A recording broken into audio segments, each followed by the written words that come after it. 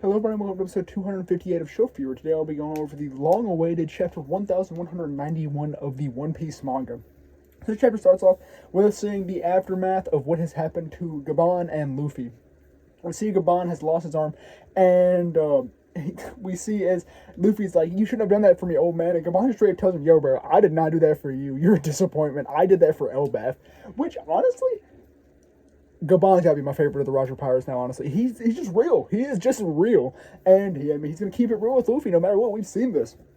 So we kind of see, as they kind of discuss a little bit more, we also see as Imu's like, dang, that's pretty cool that he was able to just lose one arm against the home Bammy. And so we then see, as he mentions about how he should have wiped out the entirety of the Roger crew, those younglings from God Valley along with Rocks when he had the chance. So now we see as he starts to get up, and Imu has been forced to transform. He has two extra pairs of horns now. The one's on his front are bigger. He has like a pointy goatee tail. Obviously, his arms are now fully black, and I believe his legs are as well. So he is transformed. Gaban here has forced Imu to a state where he now has to transform, which is super cool. And that is an insane power jump for Gaban, or I guess feat for Gaban, really, to force Imu to transform here to ensure that Gaban dies.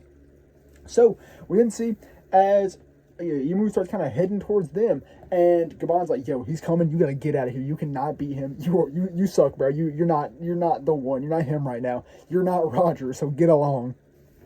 So we see as they kind of discuss a little more, and Luffy's like, "No, I'm not gonna go."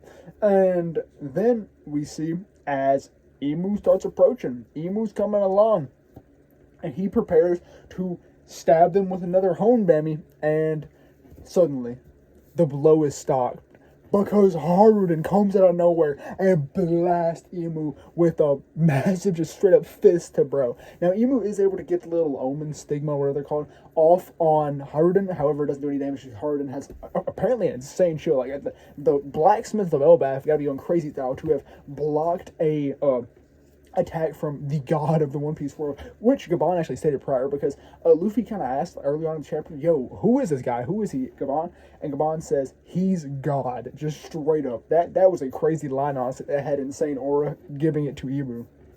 But yeah, so we see Harden has now come and stepped up to the plate. So they kind of start talking, strategizing, and Gaban's like, "Yo, make sure Luffy gets off Elbaf."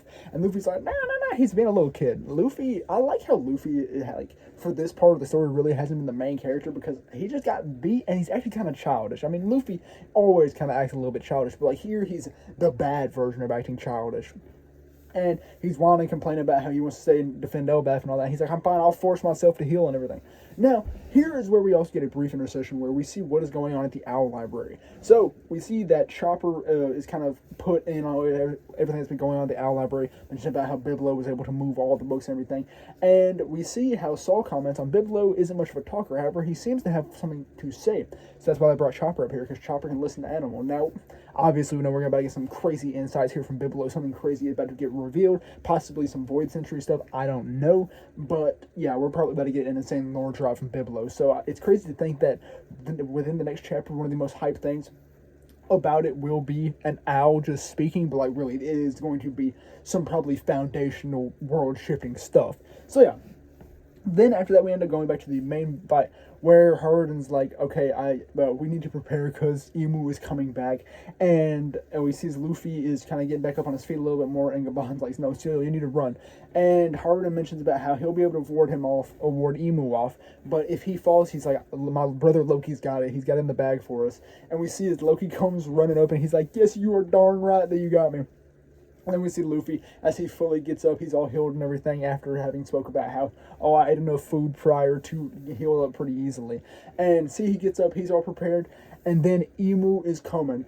And they whip out all the bells and whistles. They pull out a 3-general Gokoku sovereignty, and they blast Imu. A 3-way attack from Haruden, who has now shown himself to be very powerful. He kind of had that Dory and Brogy kind of thing, where I don't know why I can't say Brogy and Dory, but like Dory and Brogy's how it rolls off the tongue, or Brogy. And he's kind of had this thing where he just became more powerful because the story kind of needed him to, power creep stuff. And we see as him, Loki, and Luffy send a three-way attack right down Imu's gullet. Honestly, this might be the thing that does it. I mean, Loki alone is a powerhouse. He's going toe-to-toe with Imu.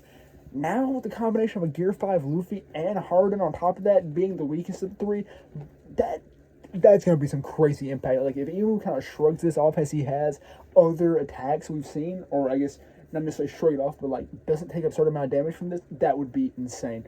If Imu is not like knocked back to the Holy Land from this, or forced into such a weakened state that he must return to the Holy Land, then that would be absurd. This is an insane attack.